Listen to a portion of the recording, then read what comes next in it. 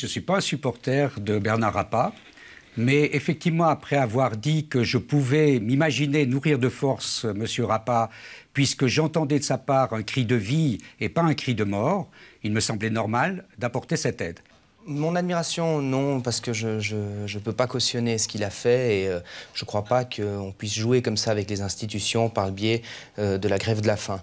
Mais par contre, c'est triste et c'est terrible, mais je crois que nous avons le devoir de refuser cette grâce. On était tous les deux découragés et c'est lui qui m'a remonté le moral, qui m'a insufflé la force de continuer. Et ce n'est qu'une étape dans ce combat, que jamais de la vie il n'a pas triché. C'est des affirmations calomnieuses qui sont là opportunément à 3 jours du débat au Grand Conseil valaisan. Il était encore moins bien que les autres fois, donc il vient en chaise roulante, il est tellement maigre que ça fait peur, émacié, il a une élocution difficile. Écoutez, je n'ai pas le droit de vous l'affirmer cette forme-là, je ne suis pas 24 heures sur 24 dans une cellule. Ce que je peux vous dire, c'est que j'ai devant moi quelqu'un qui a perdu plus de 30 kilos, qui effectivement au niveau du corps n'est pas quelqu'un de facile à voir. Je ne connais pas Bernard Rappa personnellement, je ne l'ai pas vu, je ne suis pas médecin, mais j'espère. Au fond de moi, j'espère vraiment qu'il triche parce que la seule personne qui puisse gracier Bernard Rappa, c'est Bernard Rappa lui-même. Les médecins respectent l'arrêt du tribunal fédéral puisque le tribunal fédéral dit expressément nourrissage forcé selon l'art médical. Et l'art médical empêche ce nourrissage forcé. Alors Bernard Rappa ne triche pas. Un gréviste de la faim qui s'engage sur une non-alimentation qui dure aussi longtemps que celle qui est engagée dans le processus de Bernard Rappa ne peut pas tricher. Il n'est pas le premier à être condamné par un tribunal pénal en Suisse et tous ceux qui sont condamnés par un tribunal pénal doivent se conformer à la sanction. On ne l'envoie pas à Guantanamo, les prisons valaisannes ne sont pas les plus abominables de cette planète. C'est un principe 10 Irlandais, un valaisan. Non, écoutez, je crois que c'est pas du tout la question. Ah on n'est pas en Irlande, on applique le droit. Non, nous appliquons en Suisse. C'est la question. Bien sûr, c'est la question. Est-ce qu'on laisse mourir un homme ou pas? C'est la seule question. C'est est-ce que Bernard Rappa veut-il se laisser mourir? Permettre à Bernard Rappa de se laisser mourir en prison si les médecins ne veulent pas à long terme le forcer à manger. Alors je pense qu'il n'y aura malheureusement pas d'autre issue. La seule issue possible, c'est que Bernard Rappa décide lui-même de ne pas mourir et se remette à manger.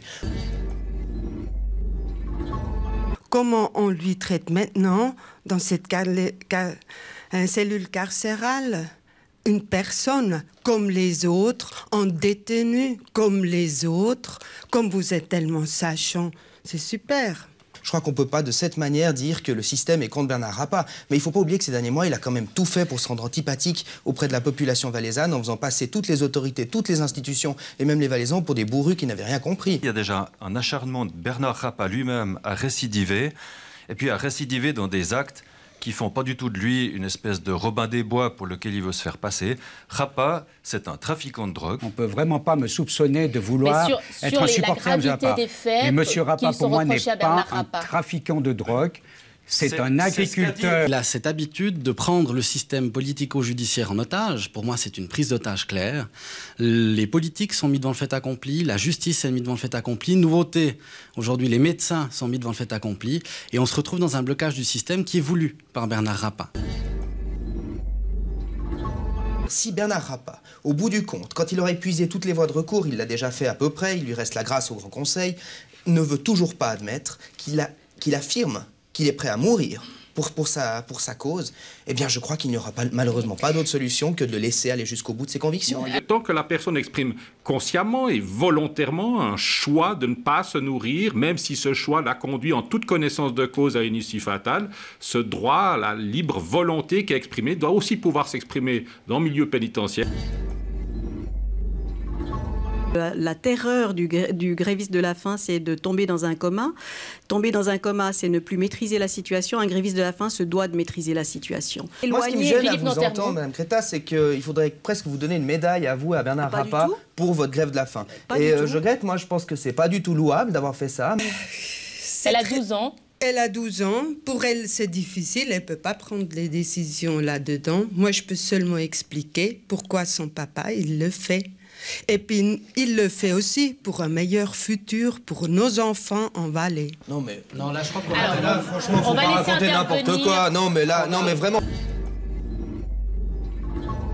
Moi, ce qui m'inquiète quand je vois mon collègue Jean-Charles Riel, que par ailleurs j'apprécie, c'est que je crains qu'il soit dans la situation de la pitié dangereuse. Une pitié qui est dangereuse pour la justice. De force quelqu'un, ça veut dire quoi? C'est un acte d'une violence inouïe qu'on ne peut pas faire quand on est médecin, parce qu'on n'a pas l'habitude de faire des actes de cette violence sur nos patients. Mais moi, aujourd'hui, j'aimerais effectivement... Et il arrive à la conclusion que par rapport à mourir et être nourri de force, qui engendre peut-être des complications médicales, c'est possible, eh bien, il faut nourrir de force. Et en Suisse, entre la société des médecins, la société des avocats, la société des serruriers, la société des plombiers, eh bien, et le tribunal, c'est le tribunal qui décide. Et on est dans une situation, si je peux me permettre, madame, ce qui me gêne dans cette histoire, c'est que la FMH et les médecins, le corps médical, se croient au-dessus des lois, se croient au-dessus des décisions du tribunal. Eh bien, il veut mourir, il veut aller jusqu'au bout pour une cause que j'estime évidemment fausse, mais c'est son droit, comme à tout citoyen, de mourir pour cette cause s'il le veut. Si Rappa veut mourir, qu'il meure. Ce qu'on constate aujourd'hui, c'est que Bernard Rappa est, lui, pris en otage entre l'éthique médicale et la décision du tribunal fédéral. Aujourd'hui, le tribunal fédéral ne le libère pas parce qu'il dit qu'il peut être nourri de force, et de l'autre côté, on ne le nourrit pas de force. C'est une grève de la faim purement personnelle et qui n'est en rien comparable aux Irlandais, à Gandhi ou qui sais-je. On est en train de parler d'un prisonnier qui veut réduire sa peine. Écoutez, on est dans une impasse. Encore une fois, c'est M. Rappa qui se met dans l'impasse. C'est quand même pas la justice qui se met dans l'impasse. Donc la solution peut que venir de lui. C'est très difficile. S'il devait s'avérer qu'effectivement, il a librement décidé en toute conscience de mener jusqu'à son terme sa grève de la faim, eh ben, s'il se trouvait sous juridiction neuchâteloise, nous le laisserions mener jusqu'à son terme son processus.